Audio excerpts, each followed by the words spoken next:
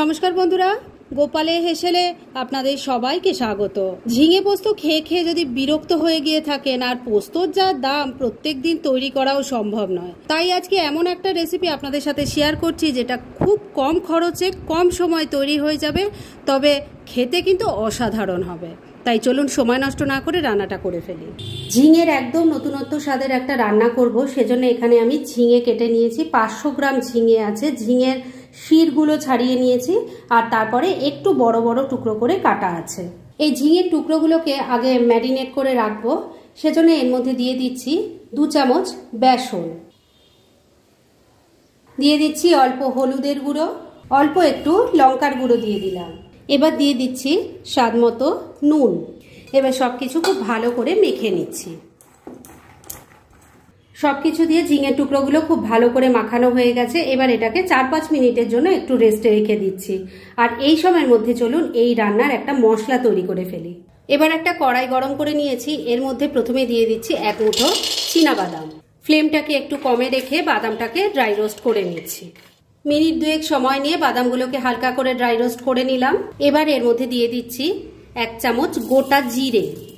এটাকেও মিশিয়ে নিয়ে এবার ভালো করে সবকিছু ড্রাই রোস্ট করে নিচ্ছি। মিনিট 2 সময় নিয়ে জিরে আর বাদামটাকে ভালো করে ড্রাই রোস্ট করে নিয়েছি। এবার গ্যাসটা বন্ধ করে দিলাম আর এটাকে নামিয়ে রাখছি। ঠান্ডা হলে অল্প জল দিয়ে এটা বেটে নেব। মশলাটা তো তৈরি হয়ে গেছে। এবার মূল রান্নাটা শুরু করছি, সেজন্য কড়াইয়ে সরষের তেল দিয়ে দিয়েছি। এর মধ্যে প্রথমে দিয়ে দিলাম অল্প কালো জিরে, দিয়ে দিলাম একটা শুকনো লঙ্কা। এবার ফোড়নটাকে কয়েক সেকেন্ড একটু ভাজা ভাজা করে নিচ্ছি। ফোড়নটা ভাজা ভাজা হয়ে গেছে। এবার এর মধ্যে ম্যারিনেট করা ঝিঙের টুকরোগুলো দিয়ে দিচ্ছি। তেলের সাথে মিশিয়ে নিয়ে খুব ভালো করে আগে ভাজা ভাজা করে নেব। বন্ধুরা, আপনারা আমার রেসিপি দেখার সাথে সাথে আমার ফেসবুক পেজ গোপালের হেসেল, তাতেও ভিজিট করতে পারেন। ডেসক্রিপশন বক্সে লিংক দেওয়া আছে। মিনিট খানেক সময় নিয়ে ঝিঙের টুকরোগুলোকে তেলের সাথে ভালো করে মিশিয়ে নিয়েছি। এবার এই ঝিঙের টুকরোগুলো যাতে একটু সফট হয়ে আসে, সেজন্য ফ্লেমটাকে লো আর মিডিয়ামের মাঝামাঝি রেখে ঢাকা দিয়ে 3-4 মিনিট রান্না করে নিচ্ছি। তবে মাঝে কিন্তু ঢাকা তুলে একটু নাড়াচাড়া করে দিতে হবে। মিনিট 3 রান্নাটা করে নিয়েছি। এবার ঢাকা তুললাম। আমি কিন্তু মাঝে 2-3 বার ঢাকা তুলে নাড়াচাড়া করে দিয়েছিলাম। এবার এর মধ্যে দিয়ে দিচ্ছি 1 চামচ আদা কাঁচা লঙ্কা বাটা।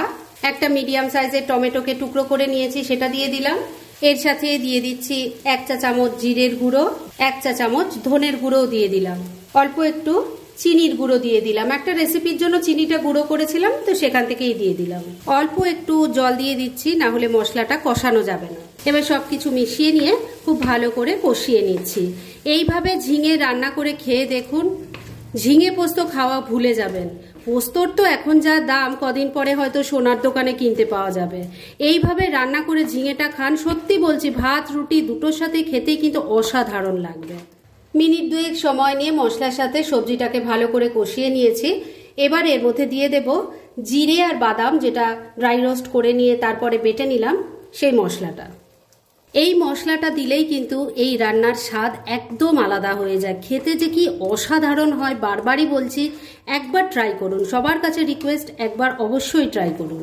মশলাটা দিয়ে খুব ভালো করে এবার আরেকবার কষিয়ে নেব।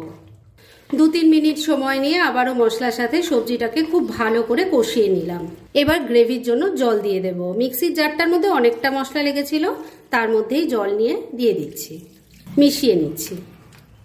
সবকিছু খুব ভালো করে মেশানো হয়ে গেছে। এবার ফ্লেমটাকে লো আর মিডিয়ামের মাঝামাঝি রেখে ঢাকা দিয়ে 4-5 মিনিট রান্না করে নিচ্ছি। মিনিট 5 রান্নাটা হয়ে গেছে। এবার ঢাকা তুললাম।